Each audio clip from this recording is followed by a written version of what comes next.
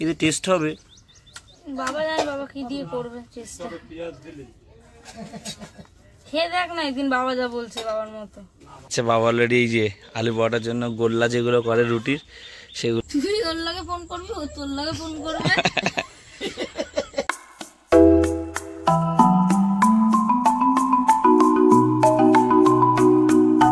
Welcome guys, welcome to দেবাড়ি। মানে আমি যা খুশি বলে বোঝাতে পারবো না। কাল রাতে 47 বলে 47 রান বাকি আর 2 উইকেট পড়েছে।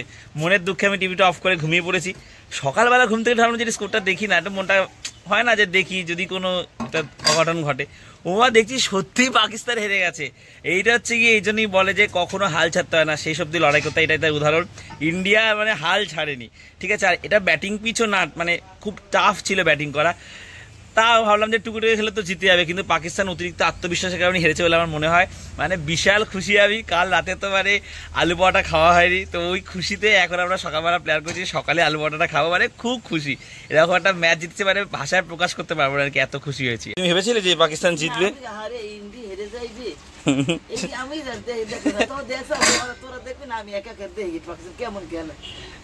বন্ধ হতে যাবে যে হেরে যাবে, 12টা বাজে দূর, আর ভালো লাগছিল না।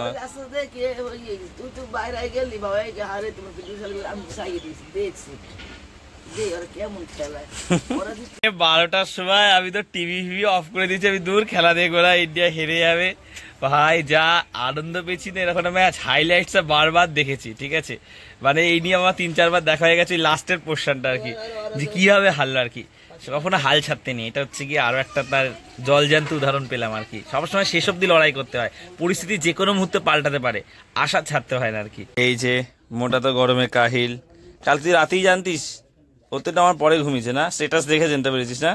সবাই স্ট্যাটাস দিচ্ছে না হট করে,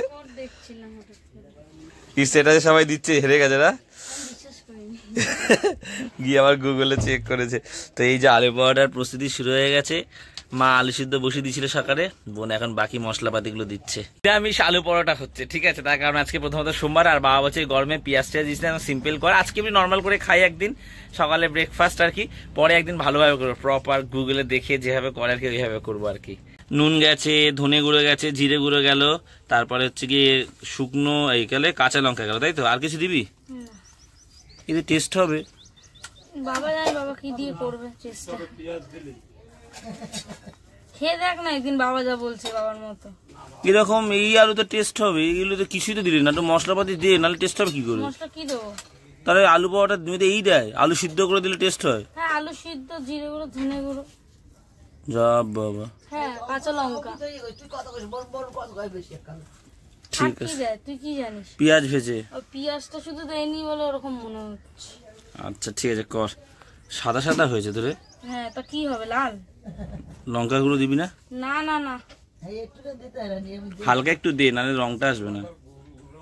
আলু পরোটা খাবো, তার আগেই মুড়ি আর বিস্কুট দিয়ে আমরা চা খেয়ে নি। চলো, বারান্দাতেই চা খাচ্ছে বাবা অলরেডি। এই যে আলু পরোটার জন্য গোল্লা যেগুলো করে রুটির সেগুলো করাই শুরু করে দিয়েছে। এ থেকে বলছি যে আলু পরোটা কর, আলু পরোটা কর, মনে হচ্ছে করবো করবো, আর গরমে বারবার ক্যান্সেল করে দিচ্ছি না, আজকে করিস না, আজকে করিস না। তো ভাবলাম সকালবেলা আজকে একদিন করেই দেখি না। এই যে বাবা এই বেলতে শুরু করে দিয়েছে, অনেকগুলো দিয়েছি বাবা। বাবা আবার একটা ইসে আছে গো, হাত সেট আইডিয়া আছে, এরকম আলু বেরোচ্ছেও না সেভাবে। ফাইনালি হচ্ছে গিয়ে আলু পরোটা করা শুরু করে দিয়েছে। এই যে একটা হচ্ছে কি হয়ে গেছে। শেফ কি হয়েছে? ও তুমি তাহলে আসো এদিকে, আসো তুমি এদিকে আসো, বারান্দায় আসো, আর আসো আসো দেখো আলুকে টিক কি করছি। আলু পরোটা হ্যাঁ দেখুন,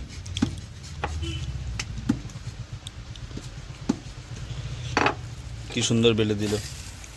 মা বলছে পুর কম হচ্ছে, বাবা দেখাচ্ছে, দেখো বিশ্বাস করো প্রত্যেকটা এরকম পুর দেওয়া হয়েছে। কি ঠিক আছে এবারে? তো এই একটা নিয়ে এসছি, বাবা বললো মাকে টেস্ট করতে দিতে।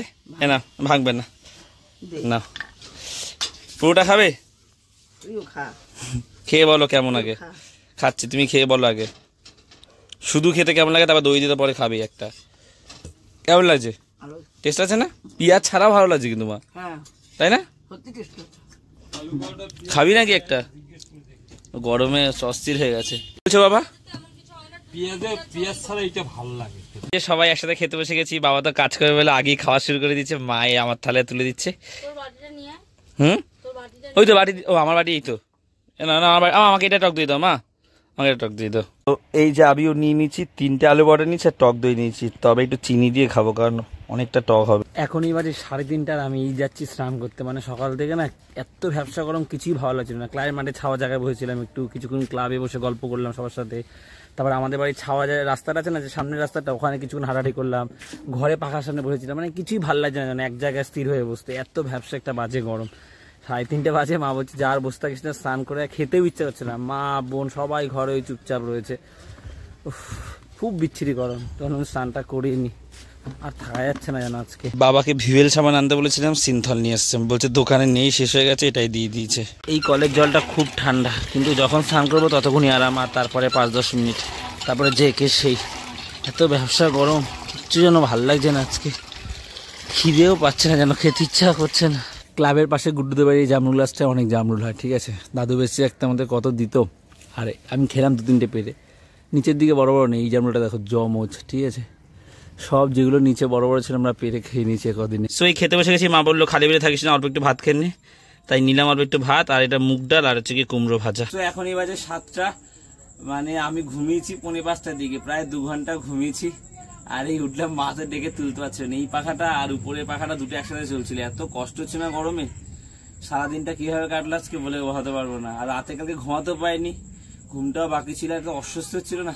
দেখা যাক, পড়াতে যাবো, একটু দেরি হয়ে গেছে, 15-20 মিনিট, ঠিক আছে। আমি 7টার মধ্যে যাওয়ার চেষ্টা করি আর কি। চলো পড়িয়ে আসি। আমি এলাম, আর বোনও কম্পিউটারে যাবে, ওরও তো সারাদিন ও চুপচাপ শুয়েছিল। আর তোমাকে ওই ফোনে ফোন করে দেবো। তুই ওর লাগে ফোন করবি, ও তোর লাগে ফোন করবে।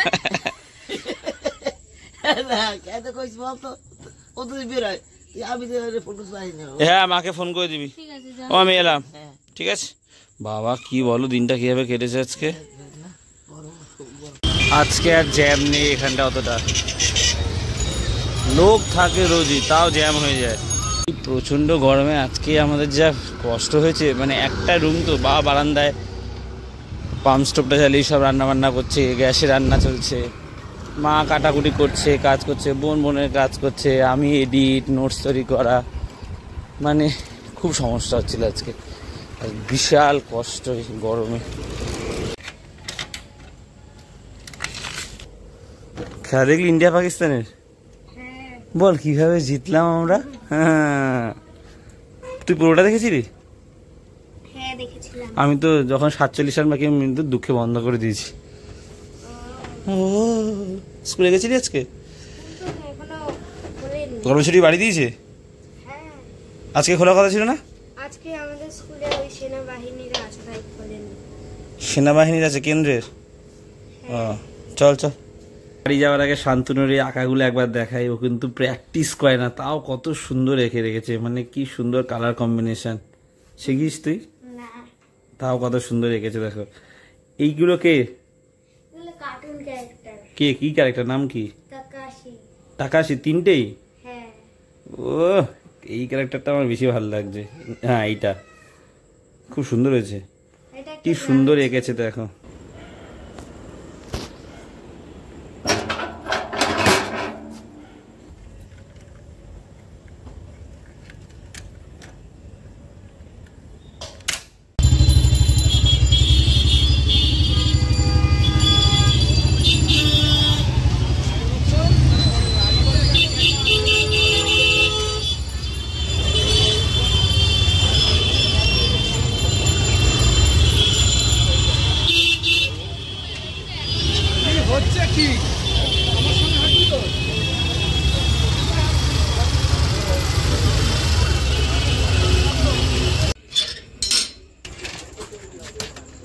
ফিতেটা খুলে ছিঁড়ে, ও একদম খুলে গেছে, এটা ছিঁড়ে গেছে, এটা খুলে গেছে। আমার ড্রামগুলোতে জল নেই তোমার?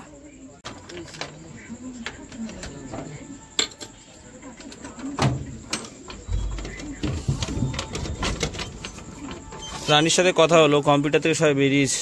পাখাটা কিনে যা ভালো হয়েছে আমাদের, যা উপকার হয়েছে শুধু মাই জানে, এটা বলো।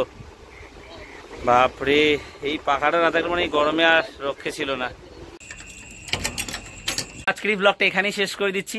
আর এত গরম না, মানে কি বলবো, ব্যবসা গরম, শুধু ঘামিয়ে যাচ্ছি। দুটো পাখা চলছে রাতের বেলা, তাও ঘুমানোর চোখে ঘামিয়ে যাচ্ছে আর কি। ঘুমাতে দেরি হয়ে যাচ্ছে, ভালোভাবে ঘুমাতে পারছি না। কে ব্লগটা কেমন লাগলো অবশ্যই জানিও। ভালো লাগলে একটা লাইক করে দিও, আর দেবাড়িতে প্রথমবার আসলে সাবস্ক্রাইব করে দিও। তো আজ এতটাই, আবার কাল কথা হচ্ছে। চলো টাটা।